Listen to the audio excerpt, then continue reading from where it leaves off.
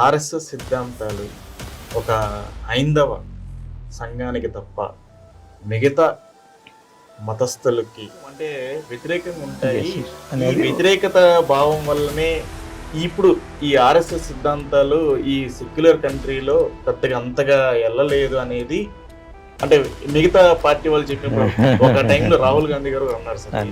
ఔరంగజేబుని బాబర్ని విమర్శిస్తే ముస్లింలను విమర్శించినట్టు కాదనేది అర్థం చేసుకోవాల్సిన అవసరం ఎంతైనా ఉంది. ఔరంగజేబుకి ఈ దేశానికి ఎటువంటి సంబంధం లేదు.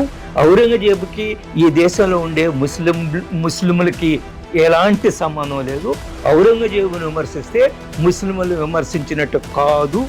ఎలక్షన్కి ఒక యుద్ధాన్ని అడ్డం పెట్టుకొని బీజేపీ ఓట్లు సంపాదిస్తుంది.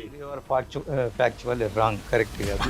కేవలం బీజేపీ నాట్ ఎట్ ఆల్. భారతదేశాన్ని బలహీనపరచడానికి ఏ శక్తి ప్రయత్నం చేసినా ఆ శక్తి మీద మేము యుద్ధం చేస్తాము, వాళ్ళకి గుణపాఠం నేర్పుతాము. ఒకటి మన ఆంధ్రప్రదేశ్లో ఎందుకు బీజేపీ ఎప్పుడు బలహీనంగానే ఉంటుంది? ఎందుకు ప్రాంతీయ పార్టీలకే ఎక్కువ అంటే ఆ బలం అనేది చేకూరుతుంది?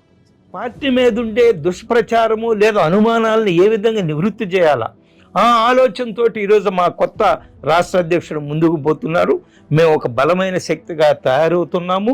రాబోయే రోజుల్లో మా ఇక్కడ ఆంధ్రప్రదేశ్ రాజకీయాల్ని శాసించే శక్తిగా భారతీయ జనతా పార్టీ ఎదుగుతుందనే విషయంలో ఎటువంటి అనుమానం లేదు.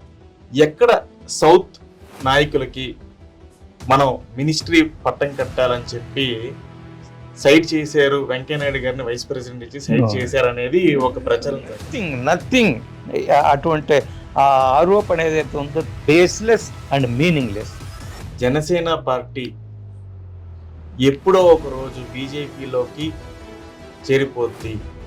సో జనసేనని వెనక నుండి నడిపించేది బీజేపీనే.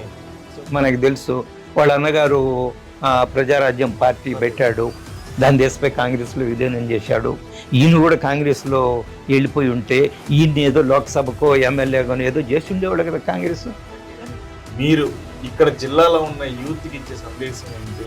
అలాగే మీ అభిమానులకు కానీ లేకపోతే ఇక్కడున్న లోకల్ స్థాయి బీజేపీ నాయకులకు కానీ మీరు ఇచ్చే సందేశం ఏంటి? ఈరోజు డిఫెన్స్ ప్రోడక్ట్స్ చూడండి, మనం దిగుమతి స్థాయి నుంచి రక్షణ పరికరాలు ఎగుమతి చేసే స్థాయికి మనం వచ్చున్నాం. మన ఆపరేషన్ సింధూర్లో మన స్వదేశీ పరిజ్ఞానంతో తయారు చేసిన మిసైల్స్ ఏ విధంగా పనిచేసాయో మనం చూస్తున్నాం.